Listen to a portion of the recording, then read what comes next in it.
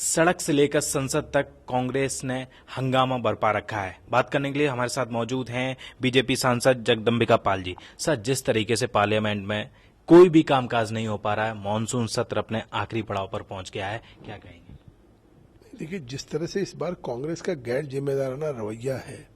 क्योंकि parliamentary democracy supreme है और उस संसदीय प्रणाली में सदन के अंदर चर्चा न करके उसी सदन के परिसर में रोज धरना देना या सदन को लगातार 11 दिन न चलने देना, यहाँ तक कि स्पीकर जो श्रीमती सुमित्रा महाजन हो, उनके द्वारा बार बार अनुरोध करने के, उनके निर्देश की अवहेलना करना, जिस तरह से नियमों में नहीं है कि प्ले कार्ड्स को लेकर के कोई सदस्य जाए, एक दिन 2 दिन निरंतर मुसलसल वो उन्होंने प्रैक्टिस में कर लिया और चेयर के सामने, मिनिस्टर्स के सामने जिस तरह से एक अराजकता की स्थिति सदन में उत्पन्न हो गई। अगर स्पीकर ने एक फैसला किया तो मैं समझता हूँ आज तक की परंपरा रही है, अगर पहली बार भारतीय जनता पार्टी एनडीए की सरकार में कोई स्पीकर का ऐसा फैसला हो तो एक बार इस पे विरोध हो सकता है, लेकिन स्पीकर का फैसला सुप्रीम होता, प्रोरेटिव उनका है जब वो सदन को सुचारू रूप से चलाने के लिए ऐसा इस तरह का कठोर निर्णय लेती है। ये 2014 में भी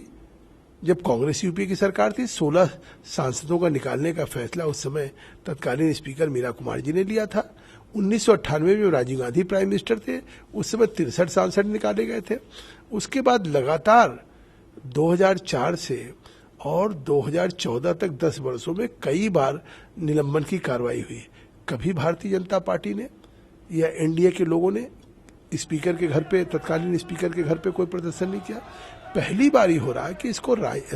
इस संसदीय प्रणाली को भी राजनीतिकरण हो रहा है। जिस तरह से स्पीकर के फैसले के खिलाफ उनके घर के सामने यूथ कांग्रेस के लोगों ने प्रदर्शन किया है, क्या कांग्रेस पार्टी ने उसको नियंत्रित करने का प्रयास किया है? तो इससे साफ लगता है कि अब उनको इस तरह की परंपराओं में जिस तरह का नेतृत्व कांग्रेस में उभर रहा है, लगता है उनको विश्वास नहीं है और वो अपना पॉलिटिकल एजेंडा इस तरह के हंगामे से सेट करना चाहते हैं। तो स्वाभाविक है कि देश की जनता इस बात को देख रही है कि आज राज्यसभा तो नहीं चलने दे रहे हैं, लेकिन अगर स्पीकर ने एक फैसला किया तो आज पिछले 3 दिनों से लगातार लोकसभा का सदन सुचारू रूप से चल रहा है। सर, लेकिन कहीं ना कहीं अब एक सवाल तो उठ ही रहा है कि जब कांग्रेस की सरकार थी, आप उसमें सांसद थे, तो तब सुषमा स्वराज जी और अरुण जेटली नेता विपक्ष हुआ करते थे। आप लोगों के मंत्रियों पे भी उस वक्त आरोप लगे थे, पवन बंसल जी हों या कोई और हों, तो पहले इस्तीफा हुआ है, तो जब वो बेंचमार्क बना हुआ है तो अब बीजेपी को क्या दिक्कत है? ये किसने कहा कि आरोप लगे थे और उस पर इस्तीफा हुआ? किसी ने भी कांग्रेस का कहना है सर, उस वक्त कांग्रेस के कहना। पवन बंसल के खिलाफ सीबीआई ने मुकदमा दर्ज किया था, सीबीआई ने जांच की थी और उनके भांजे के यहाँ जिस तरह से पैसा पकड़ा गया था, तो ये आरोप, और कल सुषमा स्वराज जी ने जिस तरीके का बयान दिया है कि हमने कोई सिफारिश, कोई अनुरोध, न कोई लिखित, न एक पर्ची न मैंने किया, केवल ललित मोदी की पत्नी जो कैंसर से पीड़ित है पिछले 17 सालों से, और उनके इलाज के लिए वो भी हमने ये कहा कि अगर ब्रिटिश सरकार चाहती हो, उसके नियमों और कानून की परिधि में आता हो तो उसको ट्रैवलिंग वीजा दे, उससे कोई भारत और ब्रिटिश के रिश्तों पे कोई फर्क नहीं पड़ेगा। तो आप इस बात को कि जिस तरीके से एक भारतीय नागरिक की मदद के लिए उन्होंने एक मान्यता के आधार पे, ह्यूमैनिटेरियन ग्राउंड पे एक मदद करने की बात कही है, और दूसरी तरफ आप कोलगेट के जो खुद उस सरकार के सीएजी के द्वारा 1,76,000 करोड़ का, या उसके बाद जिस तरह से 2G में हुआ 1,86,000 करोड़ का, तो इन अनियमितताओं को या इस भ्रष्टाचार को, इसमें अगर किसी मंत्री ने इस्तीफा दिया तो सुप्रीम कोर्ट के उस आदेश के बाद जांच हुई और सुप्रीम कोर्ट के जांच के बाद फिर ए राजा ने इस्तीफा दिया है या लोग उन मंत्रियों ने इस्तीफा दिया है। तो इसलिए कांग्रेस का ये कहना, अपने मंत्रियों से तुलना करना, मैं समझता हूँ भारतीय जनता पार्टी एनडीए की सरकार में पिछले 1.25 वर्षों में न कहीं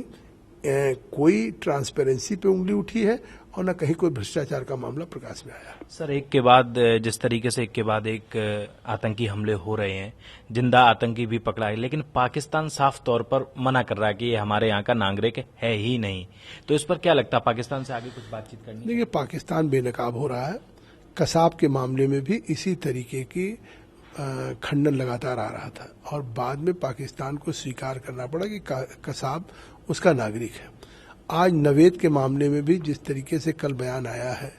कि सबूत लेके आए, आज नवेद के पिता पाकिस्तान में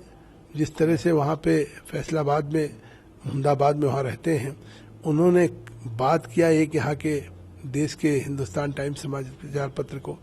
और जिस तरह से उन्होंने कहा कि फ़ोन बंद कर दिया, कहा कि हाँ मेरा बेटा है, मैं उसका बाप हूँ, लेकिन लश्कर तोयबा मेरे परिवार के पीछे पड़ी है। तो अब पाकिस्तान सरकार को उस लश्कर तोयबा के खिलाफ कार्रवाई होनी चाहिए। जो आतंकवाद की 45 दिन की ट्रेनिंग इसकी हुई है, उन ट्रेनिंग कैंपों को निस्तनाबूद करना चाहिए और नावेद के पिता को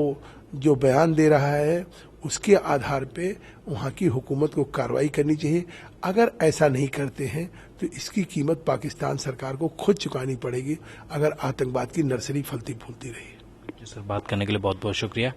तो ये थे जगदम्बिका पाल जी, जिनका साफ तौर पर कहना है कि पाकिस्तान को साफ तौर पर ये सारी चीज़ें क्लियर करनी चाहिए, आतंकवाद के खिलाफ भारत का साथ देना चाहिए, नहीं तो इसका कहीं ना कहीं खामियाजा पाकिस्तान को भी भुगतना पड़ेगा। कैमरा पर्सन नवीन के साथ दिल्ली से हृदय यादव, न्यूज़ पॉइंट।